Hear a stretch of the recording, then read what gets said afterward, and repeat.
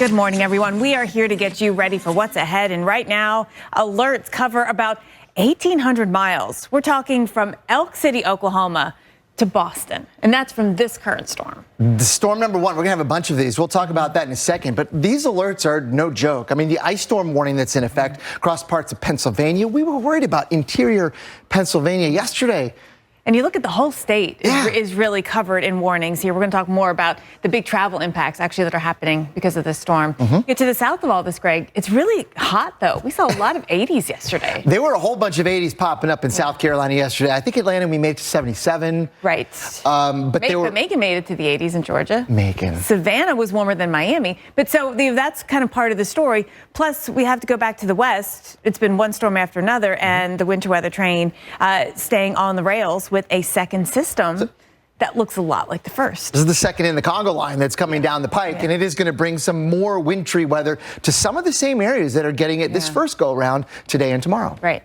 So it's a 1-2 thing here, and we'll get you into all of it. First things first, today's big deal is we are here to get you ready for what's ahead right now.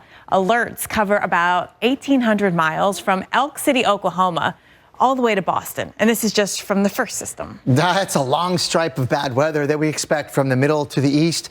And the worst of it, I think, and you and I were talking about this earlier, the icing, it may not look like a big part of this alert map, but it may be the most dangerous of all. And so many of these spots that are under these winter weather advisories will also get ice. So it's just that's the area that's, sort of reached that level of ice storm warning, which, doesn't happen all that often. To the south of all this, it's really warm. We had lots of 80s in parts of Georgia, South Carolina, even North Carolina. Raleigh-Durham hit the 80s yesterday. Yeah, and actually, funny you brought that up because I just looked at the observation in Durham now with a northeast wind. They are 45 degrees.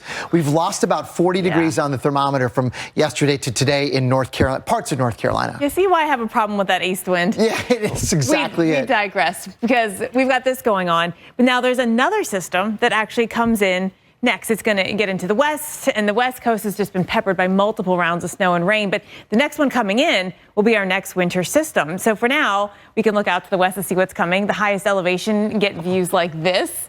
Oh, wow. That's unbelievable. In Snohomish County, Washington. That's awesome. Look at that. Everything's snow covered.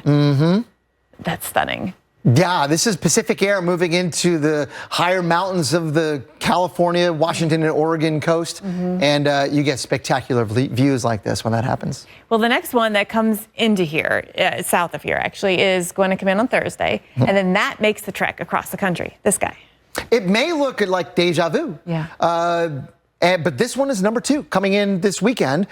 More snow, I think, than even the first one. Yeah, and for some other cities that are lacking in snow this year, like Minneapolis, Madison, there's a lot of folks who are feeling left out of winter, which we heard from you yesterday. So we'll get to both of these storms, but first things first, today's big deal is the realist with takeoffs these days, and that's wintertime for us, right? So, but there'll be a lot more of it tomorrow with the freezing rain that we are expecting. So let's take a look at some other cities, like here in Columbus, Ohio.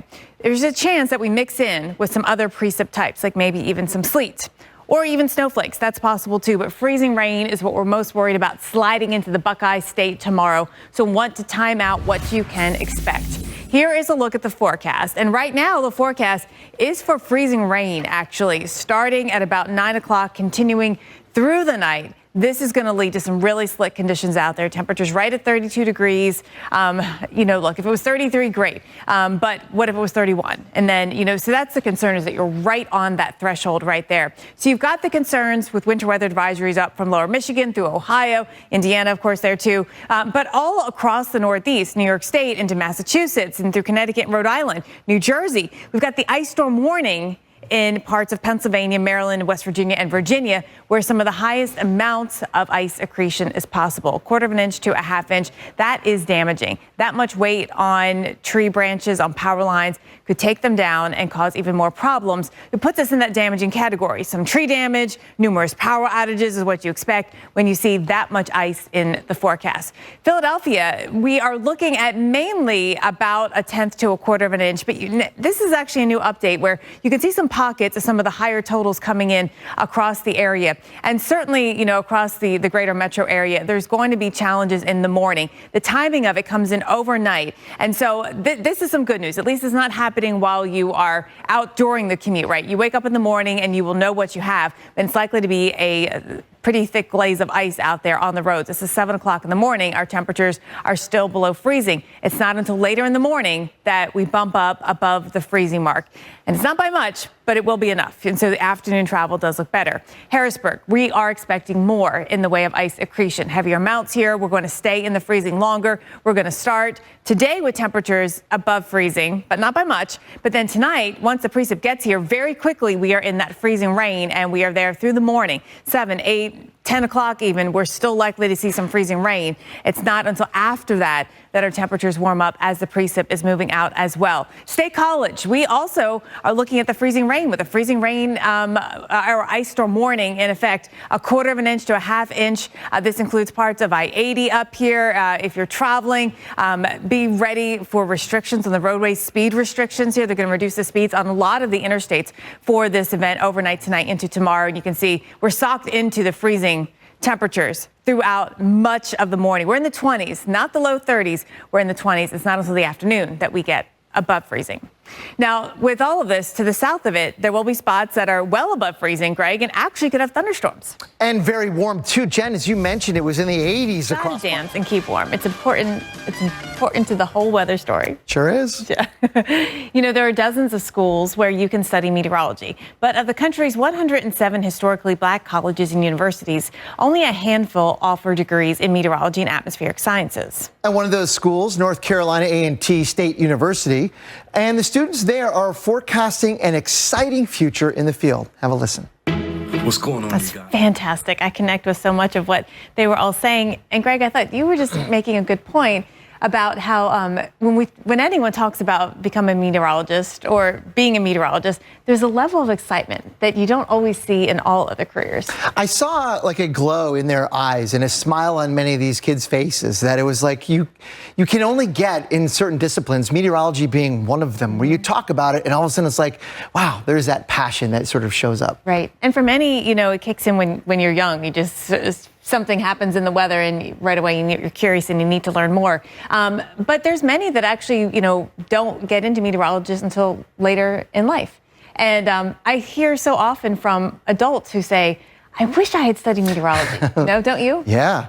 And it is interesting because even if you're not in meteorology, there's that bond between all of us, right? There's sort of that excitement and connection that we all have, whether we have to deal with it or we just like it.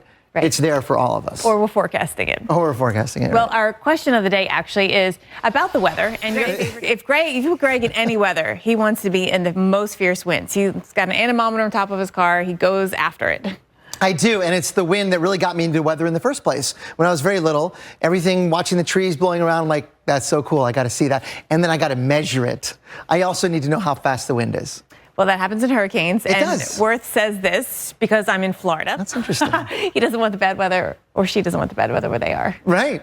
Well, here's another one. Irene says, you know what, how about this? Interesting. So people want to see what they don't get. That makes a lot of sense. All right. Like in Florida, forget the hurricanes, I want the snow. In the Midwest, forget the snow, I want the hurricanes. Yeah, this has been an interesting poll. Thank you, guys. Keep it coming. You can vote and share your comments. We will share them on the show.